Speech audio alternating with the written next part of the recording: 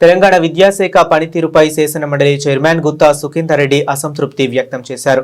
మన ఊరు మనబడి పథకానికి 360 కోట్ల బకాయిలు పెండింగ్ లో ఉన్నాయి. వాటిని వెంటనే చెల్లించాలని అసెంబ్లీ వేదికగా ప్రభుత్వానికి విజ్ఞప్తి చేశారు.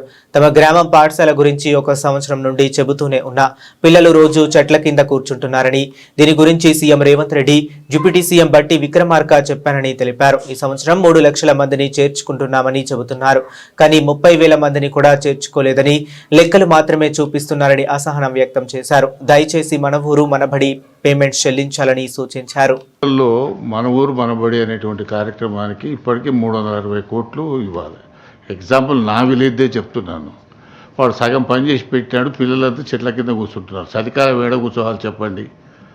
నేను నా విలేజ్ విషయం ఇప్పటికి 1 ఇయర్ నుంచి చెప్తా ఉన్నాను. ఇక్కడ ప్రిన్సిపల్ సెక్రటరీ యోగితారాణి గారు కూడా ఉన్నారు. వారికి పర్సనల్ లెటర్ రాసినాను, డిప్యూటీ సీఎం గారికి చెప్పినాను, సీఎం గారికి చెప్పినాను. మీరు ఇంత పేమెంట్ చేస్తున్నారు, 360 కోట్లు మన ఊరు మనబడి చేసడం ఒక భాగం.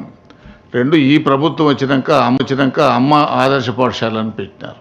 దాన్ని మీరు ఏం చేసినారు, మైనింగ్ సెస్కు అటాచ్ చేసినారు. ఆ మైనింగ్ సెస్ వచ్చిన దగ్గరనైతేనే కొంత పేమెంట్లు ఇస్తున్నారు, లేని దగ్గర అవి కూడా అయిపోయినటువంటి పరిస్థితులు. కాబట్టి దీని మీద మనం ఫస్ట్ వాడు కూర్చునేదానికి రూము అవన్నీ వసతులు ఉంటే తర్వాత ఇప్పటికే మనకు గవర్నమెంట్ స్కూళ్ళల్లో డ్రాప్ అవుట్స్ ఎక్కువైపోయినాయి. మీరు మనం గతంలో చెప్పిన లెక్కల ప్రకారమే 24-25లో 18.5 లక్షల మంది ప్రభుత్వ పాఠశాలలో ఉన్నారు, 36 లక్షల మంది ప్రైవేట్ పాఠశాలలో ఉన్నారు. ఈ సంవత్సరం 3 లక్షల మంది చేర్చినామని చెప్పినారు, కానీ అది ఉత్తదే.